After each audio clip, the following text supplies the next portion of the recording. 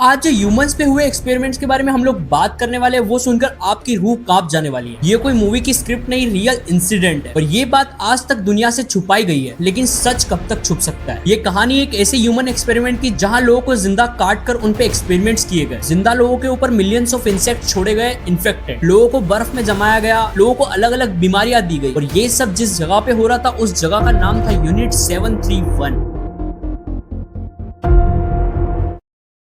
ये बात है वर्ल्ड वॉर सेकेंड की, जब जापान ने चाइना का एक हिस्सा मंचूरिया पर कब्जा कर लिया था और वहां पर एक सीक्रेट लैब बनाई। इस सीक्रेट लैब का नाम था यूनिट 731। नाम तो epidemic prevention and water purification था, लेकिन यहाँ पर कुछ और ही चल रहा था। यहाँ पर हो रहे थे जिंदा लोगों पर एक्सपेरिमेंट्स। और इस सब का जो मेन बॉस था, उसका नाम था शिरो इशी। पेशे से तो ये एक डॉक्टर था, लेकिन इसकी कहानियां सुनकर आपको ये लगेगा कि ये डॉक्टर नहीं, ये एक मॉन्स्टर है। तो कमजोर दिल वाले ये वीडियो यहीं पर छोड़ सकते हैं, क्योंकि आगे आने वाले एक्सपेरिमेंट्स आपका दिल दहला देने वाले हैं। तो आपकी रिस्क पर ही देखना इसको। सबसे पहला एक्सपेरिमेंट है जिंदा लोगों का डिसेक्शन। यहाँ पर लोगों को मारूटो बोला जाता था। मारूटो का मतलब होता है लकड़ी का इंसान। यहाँ पर जिंदा लोगों को काटकर उनके अंदर बीमारियां डाली जाती थी और देखा जाता था कि इन बीमारियों में इनके ऑर्गन्स कैसे काम करते हैं और कैसे इफेक्ट करते हैं। यानी ये देखा जाता था कि इन लोगों के ऑर्गन्स पे ये बीमारियां कैसे इफेक्ट करती है। और दिल दहला देने वाली बात तो ये है कि ये सारे एक्सपेरिमेंट्स होते थे बिना पेन किलर के। यानी बिना पेन किलर दिए ही किडनी निकाल ली जाती थी, कभी लंग्स निकाल लिए जाते थे, कभी लीवर निकाल लिए जाते थे, और ये जिंदा रहते थे लोग। मतलब आप सोच सकते हो कि कितना क्रिपी और कितना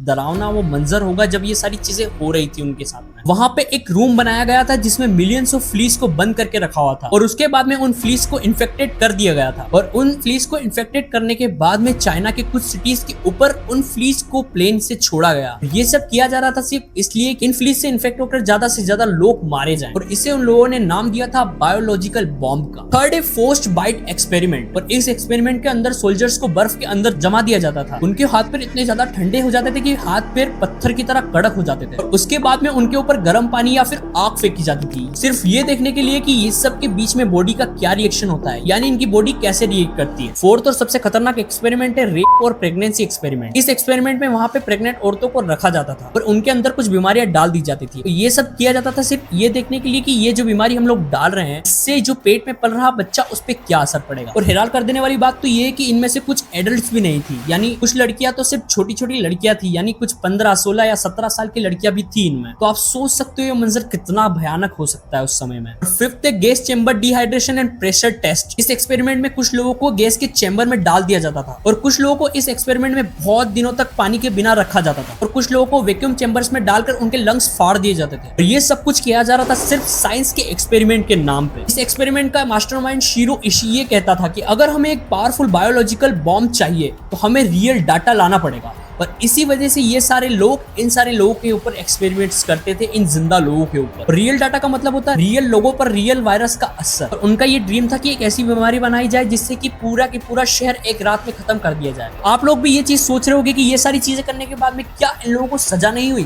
तो चलो आगे समझते हैं कि क्या हुआ उसके बाद में। 1945 में जापान वार हार गया, वार खत्म हो गई, लेकिन यूनिट 731 का डाटा आज भी वहीं के वहीं था।